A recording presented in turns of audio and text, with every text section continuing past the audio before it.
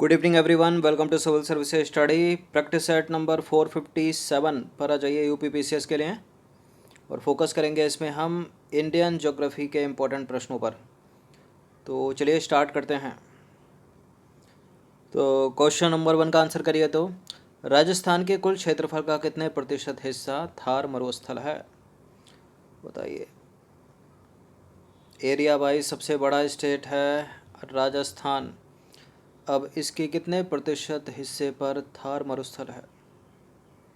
30%, 40%, 60% या 70%? 30% से तो ज़्यादा है बहुत। ठीक है, 40 से भी अधिक है।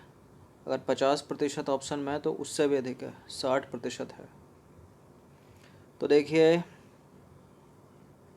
थार मरुस्थल भारतीय उपमहाद्वीप के पश्चिमोत्तर भाग में विस्तारित एक शुष्क एवं मरुस्थलीय क्षेत्र है। ठीक है, यह भारत पाकिस्तान में 77,000 वर्ग किलोमीटर पर विस्तारित है। यह विश्व का 17वां सबसे बड़ा मरुस्थल है और 9वां सबसे गर्म उष्णकटिबंधीय मरुस्थल है। ठीक है, थार का 85% भाग भारत में और 15% भाग है इसका पाकिस्तान में। अब इस भारत का 85 जो प्रतिशत है, इसका पाकिस्तान में 60% है। सॉरी, थार, हाँ, भारत में 60% है, थार लिखा है।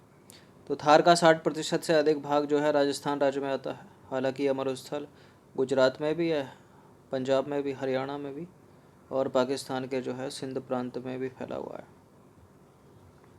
तो 60% है राजस्थान में। क्वेश्चन नंबर 2 पर आ जाइए। नोहकलिकाई झरना किस प्रदेश में है? नोहकलिकाई झरना है नॉर्थ ईस्ट में। तो केरल को हटा दीजिए, मेघालय में है ये। तो देखिए, नोहकलिकाई झरना जो है मेघालय के पूर्वी खासी हिल्स में चेरापूंजी के समीप स्थित एक जलप्रपात है। और इस जलप्रपात की ऊंचाई है कितनी? 11,000 फुट। यह जलप्रपात भारत के सबसे ऊंचे झरनों में से या जलप्रपातों में से एक है। ठीक है, ये नहीं कह रहा कि ये सबसे ऊंचा है, सबसे ऊंचे जलप्रपातों में से एक है। सबसे ऊंचे जलप्रपात कौन कौन से हैं भारत में? जैसे कि कुंचिकल हो गया, ठीक है, महात्मा गांधी सेतु हो गया। क्वेश्चन नंबर 3 पर आ जाइए। भारत के विशाल मैदानों के संदर्भ में निम्नलिखित में से कौन सा स्टेटमेंट सही है? भारत में विश्व का सबसे बड़ा जलोढ़ निक्षेप पाया जाता है। खादर क्षेत्र की अपेक्षा बांगर जो है वो न्यू जलोढ़ है। और खादर क्षेत्र निम्न ऊंचाई वाले क्षेत्रों में स्थित है। देखिए, ये जो जलोढ़ मिट्टी है ना, उसके ऊपर से जो ये बनता है खादर और बांगर। अब इसमें नई खादर, पुरानी बांगर, इनमें से कौन सी है? तो खादर नई है और बांगर पुरानी जलोढ़ है।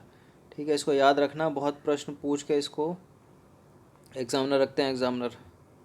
ठीक है, अब हम एलिमिनेट कर देंगे, 2 से कितने कट जाएंगे, सारा आंसर मिल जाएगा जहाँ तक है।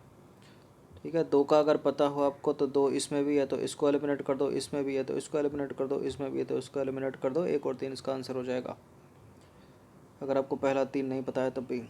तो देखिए, उत्तर भारत के गंगा के विशाल मैदानी क्षेत्र विश्व के सबसे बड़े जलोढ़ निक्षेप हैं। जलोढ़ मतलब एलुवियल, एलुवियल सॉइल बोलते हैं जलोढ़ मिट्टी को। हिमालय से बहने वाली नदियों द्वारा यहाँ पर जो है उपजाऊ मिट्टी का निक्षेप किया जाता है। और खादर क्षेत्र की रचना जो है नई जलोढ़ से हुई है। यह निम्न ऊंचाई युक्त क्षेत्र है, याद रखिएगा। क्वेश्चन नंबर 4 पर आ जाइए। यदि आप भारत की यात्रा करेंगे तो आपको सबसे बड़ा नमक उत्पादक राज्य कौन सा मिलेगा? बताइए, भारत का सबसे बड़ा नमक उत्पादक राज्य कौन सा है? भारत का सबसे बड़ा नमक उत्पादक राज्य है गुजरात। गुजरात के बाद कौन सा है? राजस्थान। तो देखिए, भारत में हर साल 160 लाख टन नमक का उत्पादन किया जाता है।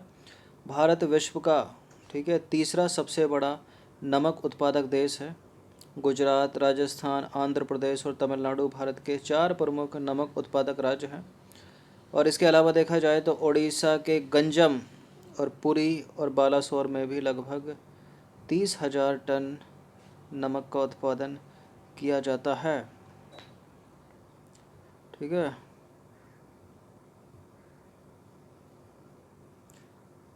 क्वेश्चन नंबर 5 पर आ जाइए। अलमट्टी बांध किस नदी पर स्थित है? अलमट्टी बांध है कृष्णा नदी पर। ठीक है,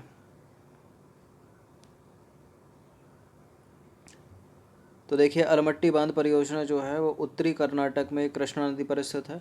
यह परियोजना 2005 में बनकर तैयार हुई थी। ठीक है, 21 साल हो गए कम से कम, 16 साल हो गए कम से कम। क्वेश्चन नंबर 6 पर आ जाइए। निम्नलिखित में से किस क्षेत्र में मक्का प्रमुख भोजन है?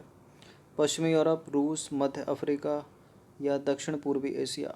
मक्का प्रमुख भोजन है इनमें से मध्य अफ्रीका में। तो देखिए मक्के की फसल विश्व के विभिन्न भौगोलिक क्षेत्रों में उगाई जाती है और इसमें vitamin A, vitamin C, vitamin E और कार्बोहाइड्रेट प्रचुर मात्रा में पाए जाते हैं। यह आवश्यक पोषक तत्वों और ऊर्जा का एक अच्छा स्रोत है। भारत में मक्के की फसल खरीफ की फसल है या फिर रबी की फसल है? भारत में मक्के की फसल खरीफ है, रबी है, जायद है, बताइए। खरीफ है, खरीफ। ठीक है, मूंगफली पूछी जाए तो खरीफ है वो भी। अगले प्रश्न पर आ जाइए। चलिए क्वेश्चन नंबर 7 पर आ जाइए। नेक्स्ट प्रश्न है, संकोच नदी किन राज्यों के बीच सीमा बनाती है? इंपॉर्टेंट है संकोच रिवर, हम पहले भी चर्चा कर चुके हैं इस पर 2-3 बार। किन दो राज्यों के बीच सीमा बनाती है संकोच नदी, बताइए। बिहार, पश्चिम बंगाल, असम, अरुणाचल, असम, पश्चिम बंगाल, बिहार और झारखंड। देखिए नॉर्थ ईस्ट का एक स्टेट है इसमें और वो है असम। असम के साथ है पश्चिम बंगाल। तो संकोच नदी का उद्गम जो है उत्तरी भूटान से होता है और यह भारत के असम राज्य में ब्रह्मपुत्र नदी में मिलती है। इसे स्वर्णकोषा नदी भी कहा जाता है और भारत में प्रवेश करने के बाद यह असम और पश्चिम बंगाल की सीमा पर बहती है। क्वेश्चन नंबर 8 पर आ जाइए। पीर पंजाल जो पर्वत श्रेणी है किस राज्य में स्थित है? पीर पंजाल पर्वत श्रेणी है जम्मू कश्मीर में, हिमाचल में भी फैली है और पाक अधिकृत कश्मीर में भी फैली है। नहीं है तो उत्तराखंड में नहीं है, पंजाब में नहीं है और अरुणाचल प्रदेश में तो हो ही नहीं सकती क्योंकि ये यहाँ, अरुणाचल कहाँ। तो पीर पंजाल श्रेणी आंतरिक हिमालय में स्थित है। यह है पूर्व पश्चिम की ओर हिमाचल प्रदेश, जम्मू कश्मीर व पाक अधिकृत कश्मीर में स्थित है। इसकी ऊंचाई है 1400 मीटर से 4100 मीटर के बीच में। क्वेश्चन नंबर 9 पर आ जाइए। भारत में अधिकतर किस प्रकार के वन पाए जाते हैं? इंपॉर्टेंट प्रश्न है और इसको ट्रॉपिकल एवरग्रीन फॉरेस्ट मारकर गलत मत कर दीजिएगा। ठीक है, उष्ण कटिबंधीय वर्षा मत लगाना। ठीक है, उष्ण कटिबंधीय वर्षा वन हो गए, उष्ण कटिबंधीय सदाबहार वन हो गए, उष्ण कटिबंधीय सदाहरित वन हो गए, ये एक ही बात है। ठीक है, तो भूमध्य रेखीय वन को भी एलिमिनेट कर दीजिए। इसका मतलब यही तो हुआ। सवाना में मरुस्थलीय वनस्पति नहीं, ये हो जाएगा उष्ण कटिबंधीय पर्णपाती वन, ऑप्शन नंबर ए। तो भारत में अधिकतर उष्ण कटिबंधीय पर्णपाती वन पाए जाते हैं। इन्हें मानसूनी वन भी कहा जाता है और 70 से 200 सेंटीमीटर के बीच वर्षा वाले क्षेत्रों में पाए जाते हैं उष्ण कटिबंधीय पर्णपाती वन। और चंदन, शीशम, महुआ, साल, टीक, बांस ये जो हैं उष्ण कटिबंधीय पर्णपाती वन है। अब उष्ण कटिबंधीय पर्णपाती भी दो प्रकार के, एक है शुष्क पर्णपाती और दूसरा है आर्द्र पर्णपाती। कई बार चर्चा कर चुके हैं हम पहले। ठीक है, विस्तार में की है। पुराने जो है टेस्ट देख लीजिए। पुराने का मतलब ये जो 400 450 की टेस्ट सीरीज चल रही है इसी को देख लीजिए। बिना ऑक्सीजन आपूर्ति के माउंट एवरेस्ट की चढ़ाई करने वाले पहले व्यक्ति कौन थे? बताइए। बिना ऑक्सीजन आपूर्ति के माउंट एवरेस्ट की चढ़ाई करने वाले पहले व्यक्ति थे Reinhold Messner, option number C है इसका आंसर। तो जर्मनी के राइनहोल्ड मेस्नर ने 1978 में पीटर होवेलर के साथ जो है बिना ऑक्सीजन के माउंट एवरेस्ट पर चढ़ाई की थी और वे समुद्र तल से 8000 मीटर से अधिक ऊंचाई वाले सभी पर्वतों पर चढ़ने वाले पहले व्यक्ति हैं। कौन? Reinhold Messner. क्वेश्चन नंबर 11 पर आ जाइए। 11वां प्रश्न है, भारत भूमध्य रेखा के उत्तर में किस अक्षांश के बीच में स्थित है? देखिए यह अपनी सुंदर सी पृथ्वी बीच से एक रेखा खींच देंगे 0 डिग्री। ऊपर का हो गया उत्तरी गोलार्ध, नीचे का हो गया दक्षिणी गोलार्ध। अब भारत जो है वो उत्तरी गोलार्ध में पूरी तरह से, यहाँ है भारत, यहाँ। तो भारत की जो स्थिति है वो है 8 डिग्री 4 से 37 डिग्री 6। ठीक है, यह भारत का अक्षांशीय विस्तार, देशांतरीय विस्तार, ये आपको रटा होना चाहिए, रटा जुबानी। ठीक है, तो भारत जो है पूर्ण रूप से भूमध्य रेखा के उत्तर में 8 डिग्री 4 से 37 डिग्री 6 अक्षांश और देशांतर स्थिति देखें तो 68° 7 से 25° पूर्वी देशांतर पर स्थित है। ठीक है, क्वेश्चन नंबर 12 का आंसर करिए। तो काचिन पहाड़ी भारत की किस देश के साथ सीमा का निर्माण करती है? काचिन पहाड़ी भारत के किस देश के साथ सीमा का निर्धारण करती है? भूटान के साथ नहीं, नेपाल के साथ नहीं, चीन के साथ नहीं, म्यांमार के साथ, ऑप्शन नंबर बी। तो काचिन पहाड़ी म्यांमार के जो है उत्तर पूर्व काचिन राज्य में स्थित है। यह भारत और म्यांमार के बीच सीमा का निर्धारण करती है। यह पहाड़ी अरुणाचल प्रदेश के साथ लगती है, काचिन पहाड़ी। क्वेश्चन नंबर 13 पर आ जाइए। निम्नलिखित में से भारत में ही उत्पन्न होने वाली सबसे लंबी नदी कौन सी है? ब्रह्मपुत्र तिब्बत से आती है, राकसताल से सतलज आती है, इन दोनों को एलिमिनेट कर दीजिए। तीस्ता सिक्किम से, लेकिन तीस्ता की टक्कर को कहाँ देगी गंगा, मतलब गंगा को कहाँ टक्कर देगी? तीस्ता एलिमिनेट कर दी। 2525 किलोमीटर है। तो गंगा नदी जो है उत्तराखंड में गंगोत्री ग्लेशियर से निकलती है, आपको पता होगा। इसकी कुल लंबाई है 2525 किलोमीटर और बांग्लादेश में होते हुए ये बंगाल की खाड़ी में गिरती है। ठीक है, कई बार बताया है। क्वेश्चन नंबर 14 पर आ जाइए। निम्नलिखित में से भारत के किस राज्य की सीमा म्यांमार से नहीं लगती है? इंडिया का मैप आपको जुबानी होना चाहिए। ठीक है, जब ज्योग्राफी के प्रश्न चले तो वर्ल्ड मैप और इंडिया का मैप आपके जो है साथ साथ चलना चाहिए। तो अरुणाचल प्रदेश लगता है म्यांमार से, पहला पड़ा है सबसे लास्ट में। और नीचे से है त्रिपुरा, मिजोरम, मणिपुर।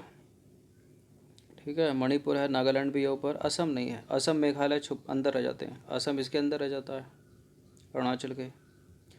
तो देखिए, भारत की म्यांमार के साथ 1643 किलोमीटर सीमा लगती है। म्यांमार के साथ अरुणाचल प्रदेश, नागालैंड, मणिपुर और मिजोरम की सीमा लगती है। ठीक है, 1 2 3 4, मेघालय नहीं है और असम नहीं है। क्वेश्चन नंबर 15 पर आ जाइए। त्रिपुरा भी नहीं है। मालवा का पठार किस राज्य का हिस्सा नहीं है? मालवा का पठार हिस्सा है राजस्थान का, मालवा का पठार हिस्सा है गुजरात का, मालवा का पठार हिस्सा है मध्य प्रदेश का, महाराष्ट्र का नहीं है। तो मालवा का पठार राजस्थान, मध्य प्रदेश, गुजरात में फैला हुआ है और इसका कुल क्षेत्रफल है 81,767 वर्ग किलोमीटर, महाराष्ट्र में नहीं है। तो 15 प्रश्न थे ज्योग्राफी के, इनकी प्रैक्टिस एक बार कर लीजिएगा। इस टेस्ट सीरीज़ की प्लेलिस्ट का लिंक आपको डिस्क्रिप्शन बॉक्स में मिल जाएगा, वहाँ पर आप टेस्ट नंबर 1 से लेकर इस टेस्ट तक पहुँच सकते हो। ठीक है, देखिए 450 से ऊपर टेस्ट हो गए हैं, बहुत होते हैं 450 से ऊपर टेस्ट, किसी में 15, किसी में 12, अधिकतर 15 तक क्वेश्चन है, 20 भी हैं किसी में। ठीक है, हर तरह से प्रैक्टिस करवाई गई है, हर सब्जेक्ट की, करंट अफेयर्स की भी हर तरह से। इनको पढ़ लीजिएगा एग्ज़ाम देने से पहले। ठीक है, 2 से 3 बार अच्छे से पढ़ लोगे, ठीक है, तो कहीं भटकने की आवश्यकता है नहीं और कट ऑफ क्लियर हो जाएगा जीएस पेपर 1 का, यूपी पीसीएस का। धन्यवाद।